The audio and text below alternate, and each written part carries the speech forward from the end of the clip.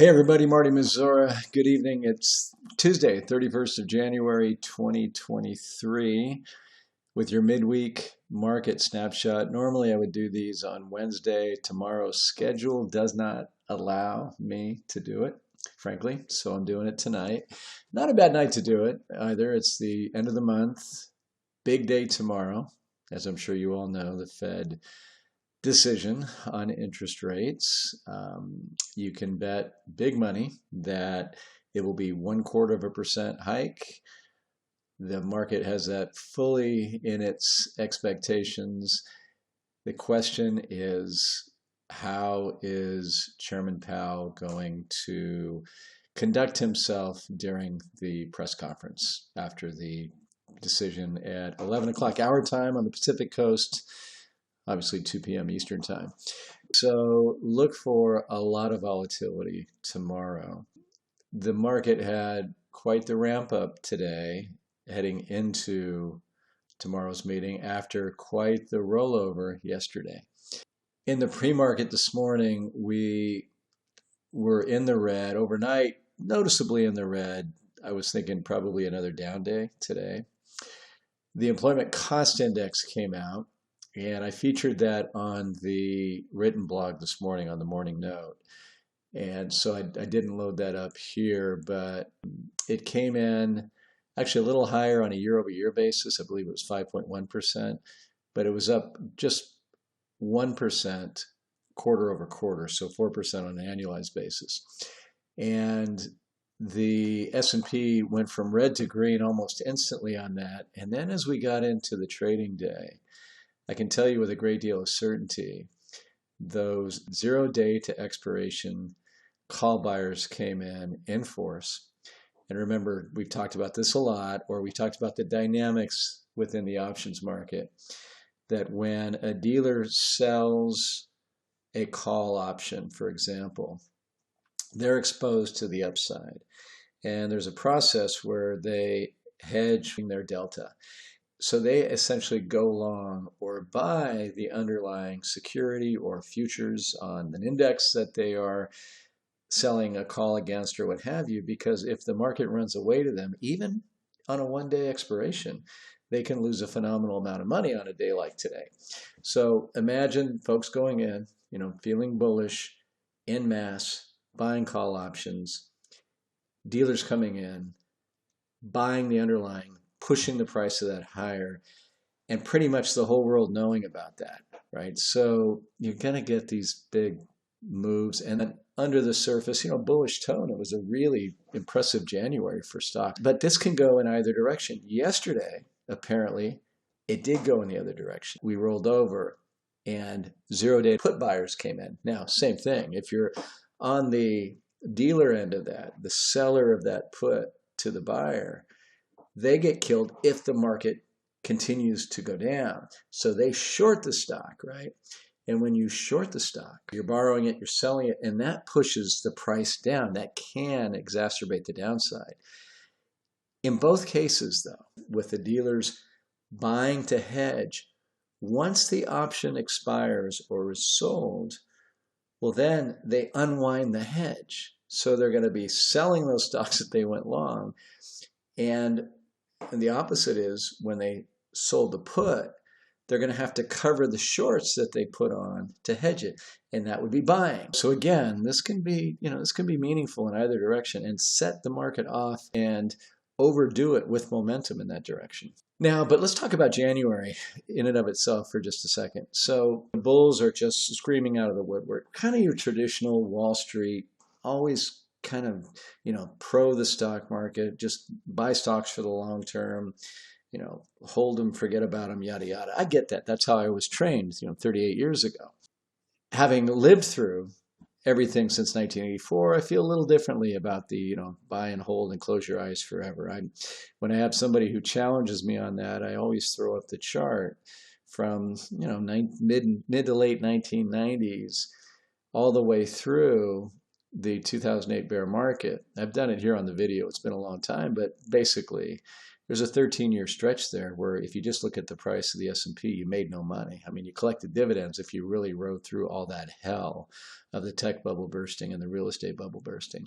So 1968 to 1982, 14 years of nothing, essentially, start to finish. A lot of volatility in between. So, I mean, you could have bought and sold stocks and traded that and done well, or you could have traded it and made it a disaster. So, folks, let's just not pretend that you can buy, particularly here after what this market has seen, the greatest bull market in history that finally ended. It did not end with COVID by our definition. It ended early 2022 with the beginning of a legitimate bear market. And so when you start from those valuations and you go back historically, I mean, even Vanguard last year, I featured it on the blog, mutual fund house, one of the more popular ones, and rightly so, their 10-year projection for U.S. stocks from some point last year was somewhere between a minus 0.5% and plus 0.5%, right? And they're basing it on a lot of valuation work that I've seen that says from these levels, historically, you go out 10 years from a valuation perspective and look at the returns and you don't get any, right? Now, non-U.S. securities, we're showing something like a 5 to 7% expected return over that same time period. That jives perfectly with our go-forward thesis after this bear market shakes itself out. What we're seeing so far this year, frankly, is probably the best way to identify it or characterize it would be seasonality. So we're seeing lots of the bulls come out of the woodwork with, hey, when January's been up, 5% after a year that's been down double digits. I saw that one today. So again, let's put it in perspective. January up 5% or more. The previous year down double digits. Happened 6 times since 19 whatever, and every time the market was up in the teens at least. Okay, so buy stocks with both fists, right? How about the election cycle, right? Third year of the election cycle, which is what we're in now. You go back like 70 years and none of them have been down. Right? None of them. And so these folks are coming out of the woodwork. I could name them, right? And the firms that they're with. And I get it, and I understand it, and I think I've been guilty of, offering that up, at a time when I'm otherwise bullish. Well, as you know, clients and viewers who aren't clients, we're not otherwise bullish right now. I would not be surprised if the third year of the election cycle record isn't broken, frankly. Meaning it would not surprise me to see the S&P up this year by some percentage. Our work says, though, that probabilities point to a lot of pain before we legitimately find a bottom in this bear market. Let me show you a couple of things. One speaks to tomorrow and the Fed. Now, the Fed may come in very dovish, right? A lot of people, smart people, some people at least, are predicting that. They're saying, hey, they're data dependent. The data's been rolling over. And so he could come in soft and the market could shoot to the moon tomorrow, particularly if these zero data expiration call buyers come in, right? Well, the top graph here is the Goldman Sachs Financial Conditions Index. I could show you the Kansas City Fed Index. I could show you Merrill Lynch's index. They all kind of have the same look to them. Certainly the ups and downs are virtually the same, maybe to different degrees. So what these indexes portray is monetary conditions or financial conditions, if you will. That's why they call them financial conditions indices. So when the line is going up, what that says is that the cost of money in the economy is getting expensive. Conditions are tightening. High yield credit spreads, which is the difference in yield between junk bonds and treasury bonds. When that widens, that says that money is getting more expensive to borrow for credits or credit quality that is somewhat suspect, right?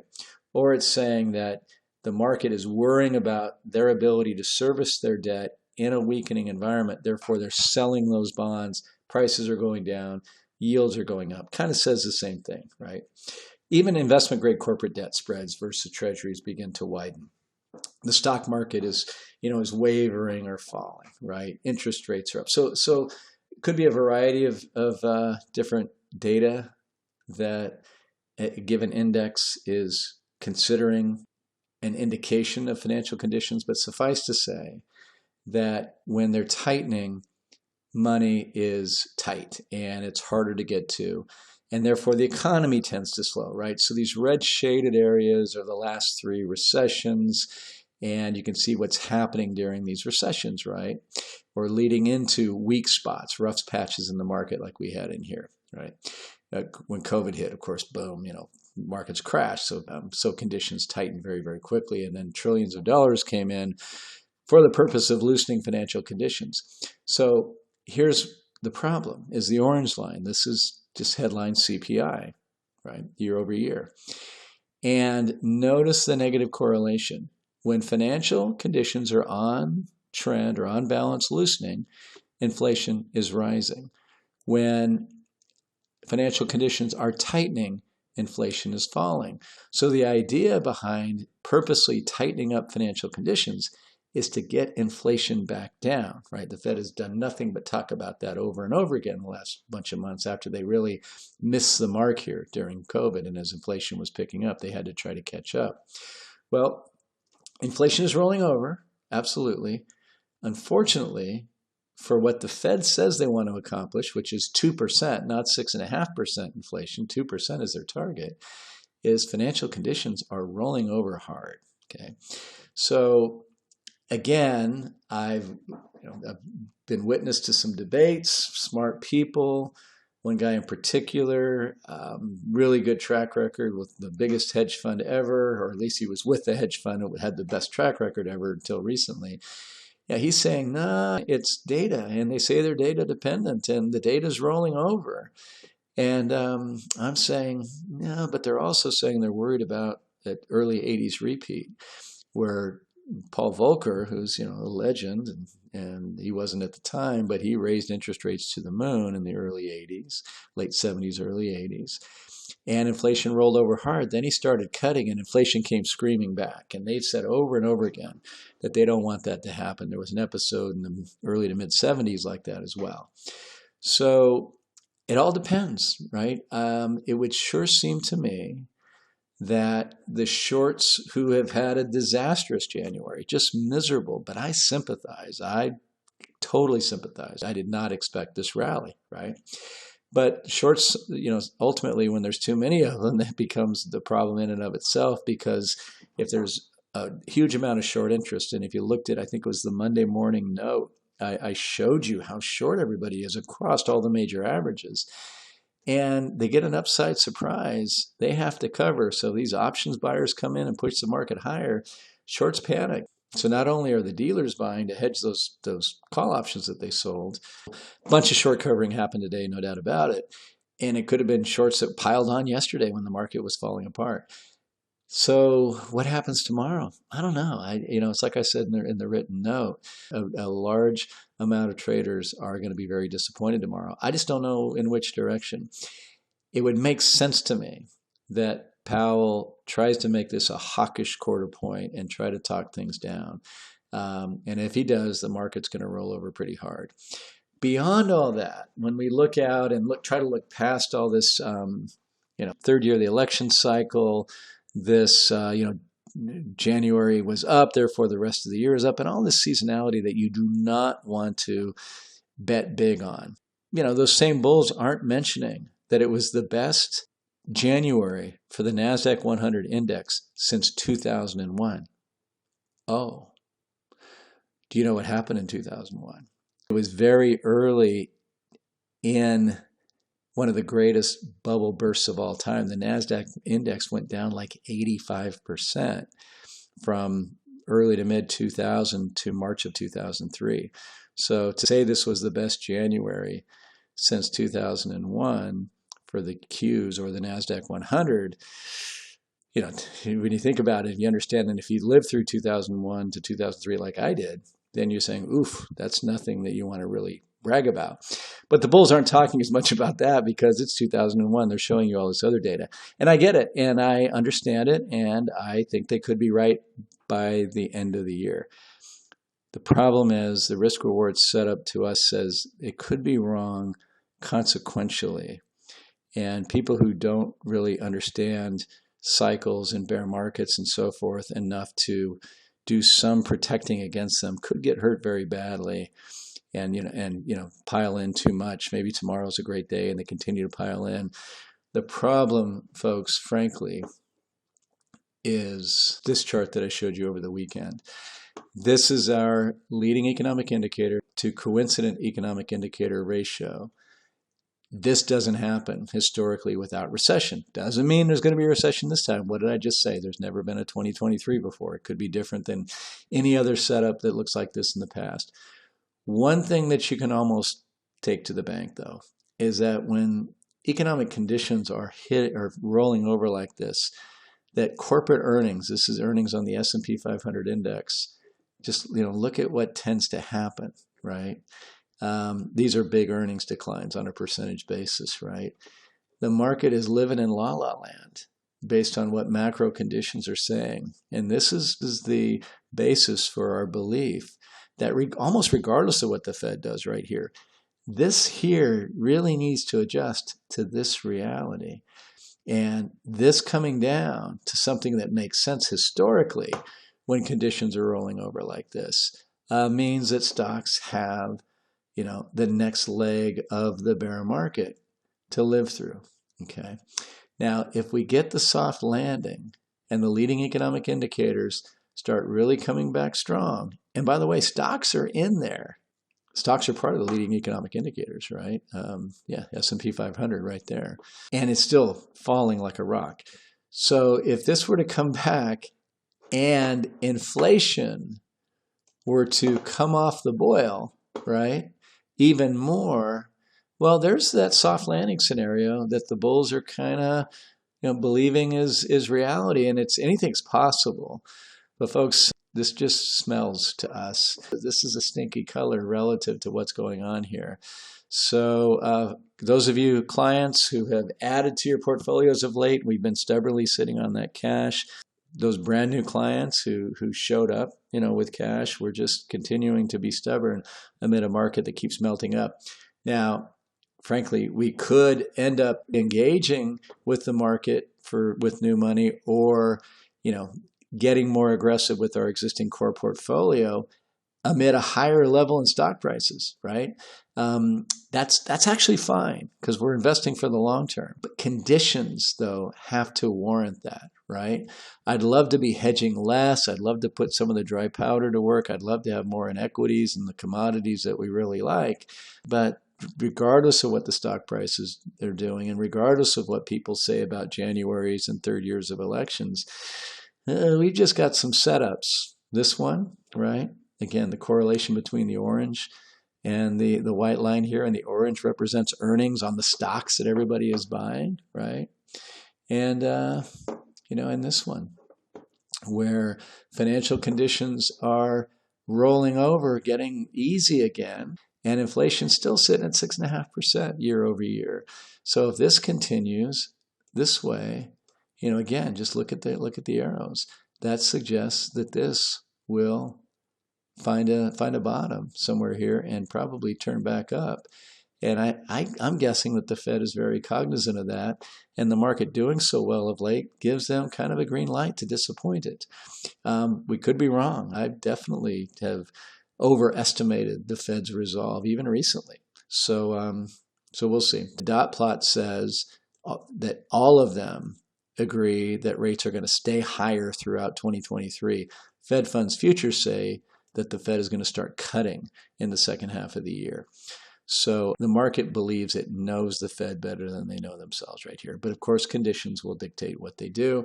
I think if we do get the rest of this bear market and we drop, say, 20% from these levels, and we find that bottom that we think is, somewhere below the 3,500 mark, I think the Fed does panic, and I do think they start cutting interest rates, and inflation is going to be rolling over pretty hard right then.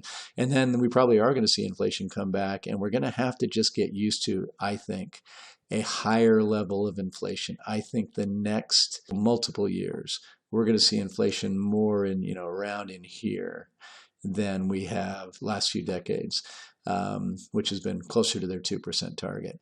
They keep saying this is it, and they're going to have great resolve until they get there. So that means we're going to have to continue to keep interest rates pretty high and conditions tighter than what this thing is rolling down to.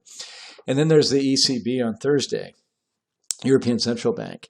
And if you listen to their leader, Christine Lagarde, last time, she did not give a rip about the stock market. In fact, the stock market ripped like 3.5% lower that day. The European market did, and it took U.S. stocks down, I think, a couple of percent. So we've got tomorrow, which is the Fed, and then we've got Thursday, which is the ECB. And also Thursday, we have Apple, Amazon, and I think Alphabet, Google, all the same day, right? Google is interesting in particular because, their revenue largely comes from ad spend. Snapchat, whose revenue comes from ad spend, was a disaster on their earnings announcement this evening. Stock was down 14% in after hours. Oh, and then there's Meta or Facebook, and they're announcing their earnings tomorrow. So we have the Fed tomorrow, and then we have Meta's earnings. And again, we're talking about ad revenue being huge for them. And, we're looking at companies who are, laying off people, particularly if they think their earnings are beginning to wane, or the ones who are. So if they follow true to form, things could get ugly by the end of the week. So folks, again, I could ramble all day long, and there's so much more I could talk about, and I could get to some bullish aspects of the current market as well. But again, it's not that we know things are going to come crashing down. We just have to invest in a way that addresses the risk-reward setup. What we're saying is that this is not the fourth quarter of 2018, where the market went down 20%, and we went down with it in terms of our equity exposure. And I was doing videos day after day telling you folks, this is a correction within the context of an ongoing bull market or an ongoing expansion. And that turned out to be exactly the right call. And it was good not to react to that. Well, folks, this right now, our assessment is this is a correction in an ongoing bear market and recessionary conditions. And it's an upside correction or a bear market rally. That's what the sum of all of the evidence, both fundamental and technical, is telling us right here. It doesn't mean that it's necessarily correct. It just means that's what the sum of all the evidence and the risk-reward setup has us thinking right now. So we don't want to invest like we were in 2018 or 2017, all the way up to August of 2019. We will get there in terms of taking on volatility, but we'll be buying different stuff. In 2017, 18, and into 19, we had nearly 20% of our exposure. Our target was technology. It'll be a long, long, long time before that's the case. Going forward, we're going to have more of a weight to global securities, more of a weight to commodities than we probably ever have. In fact, I know we will. And then the more industrial materials, the kinds of things that are going to build all the green energy infrastructure, agree with it or not, that's where the world's going. And that recognizes a higher inflationary regime over the long run. And we will adjust, of course, sector by sector, country by country as we move on. But we are not far from what we think is a very, very attractive and investable macro setup. We're just not there quite yet. Okay, so that was huge rambling. I will edit it down to size, but this is obviously going to be a long one. I guess I'm in a chatty mood tonight. So let's go to the S&P, and this part I'll do quick because I don't think the technicals mean a whole lot right here until we get through Fed meetings and earnings season and so forth.